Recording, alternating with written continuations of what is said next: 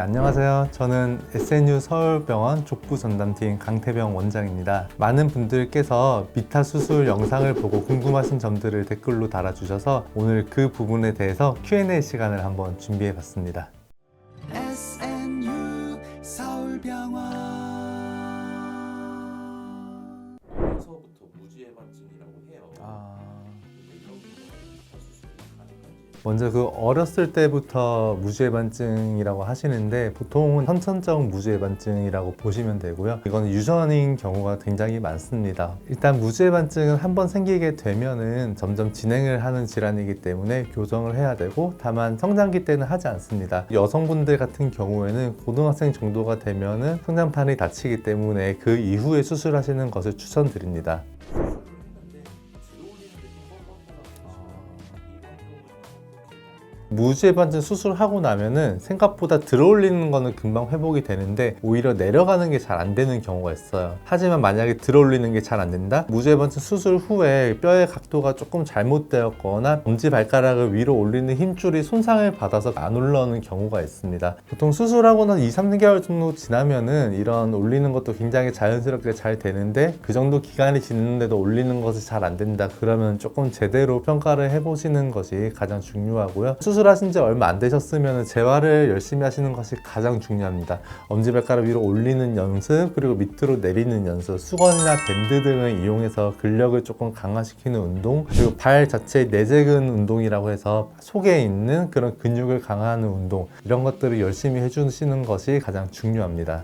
유연형이 있는 네. 무지해반도 미타 수술 최소 침습법을 사용할 수 있을까요? 미타 수술은 흉터가 적게 남는다는 장점도 있지만 가장 좋은 거는 심한 무주해반증 변형에 대해서도 다 교정이 잘 됩니다. 그래서 40도 이상, 저는 이제 55도까지도 해봤는데요. 이렇게 심한 변형이 있으신 환자분들도 저희 미타 수술을 하고 나면은 생각보다 교정이 굉장히 예쁘게 잘 됩니다. 특히 미타 수술 같은 경우에는 저희가 이제 시행한 지 이제 5년이 좀 넘었는데, 저희가 수술 시행 건수가 이제 거의 4,000건이 다 돼가기 때문에 굉장히 이제 데이터나 자료들이 많이 쌓였고, 일반적인 무주해반증 수술보다 미타 수술이 훨씬 더 좋은 결과를 지금 보여주고 있고, 수술하신 환자분들이 이제 몇 년이 지났는데도 잘 재발하지 않고 굉장히 만족스럽게 다니시기 때문에 40도 이상은 큰 무리 없이 가능하다고 보시면 됩니다. 나사로 일하는 분중 저희가 시행하는 최소 침습 무주해반증 수술이, 미타 수술은 일단은 두 부위를 절골을 하고 거기다가 나사못으로 고정을 하게 됩니다. 저희 병원 같은 경우는 대부분 철심을 제거를 하고 있습니다.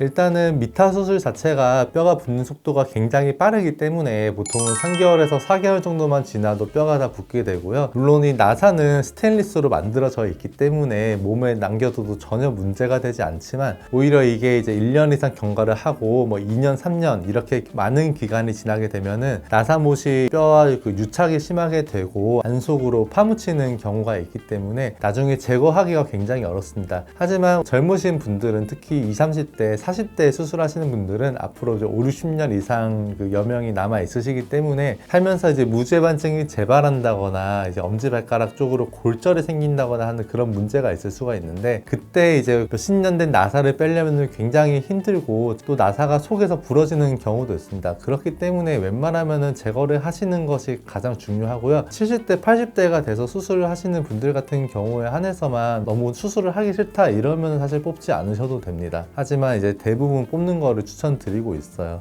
나사는 철심이잖아요. 네. 중앙 관절대나 네. 이런 데 이제 삐 소리가 울릴까. 보통 나사는 스테인리스나 이제 티타늄으로 만들게 되는데, 사실 몸속에 이런 철심을 박는 거는 미타 수술뿐만이 아니라 다른 정형외과적 수술에서도 모두 철심을 박고, 실제로 공항에서 이제 삐 소리가 나는 경우가 가끔 있다고는 하지만 몸 내부에 있는 철심에 대해서는 전혀 문제될 게 없다라고 생각하시면 됩니다.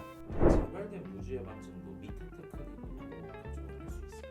재발의 기준이 단순히 엄지발가락의 바깥으로 휘는 걸 재발이라고 하는 경우도 있지만, 튀어나온 부분에 통증이 있는 경우도 있고, 아니면은 굳어서 아픈 경우도 있고, 또 발이 저리거나 붓거나 이런 거를 또 재발로 표현하시는 분들이 있습니다. 따라서 정확히 무주해반증이 다시 재발을 해서 아픈 건지, 다른 원인 때문에 아픈데 그걸 재발로 표현하는 건지, 이제 그거를 정확히 평가를 하는 것이 좋고요. 무주해반증은 정말 이제 재발을 해서 엄지발가락이 바깥으로 휘거나 아니면 돌출 발표된 부위가 계속 아프거나 그래서 아픈 경우에는 미타 수술로 다시 재수술이 가능합니다. 그래서 최근에 저희 병원에서 또 제가 직접 논문을 썼는데 작년에 발표된 논문이 있습니다. 미타 수술로 재수술해서 굉장히 좋은 결과를 얻었다라는 논문이 있고 실제로 미타로 재수술을 한 경우에 그 환자분들의 만족도가 굉장히 높고 처음 절개를 했을 때보다 훨씬 흉터가 덜 남고 회복 기간이 빠르기 때문에 좋은 결과를 얻고 있습니다. 네, 오늘 이렇게 미타 수술에 대해서 이제 여러 궁금점들을 제가 한번 풀어보았는데요. 굉장히 또 많은 좋은 질문들이 있었는데 다음에도 또 댓글 남겨주시면은 제가 이제 하나하나 취합해가지고 자세하게 또 대답해 드리도록 하겠습니다. 감사합니다.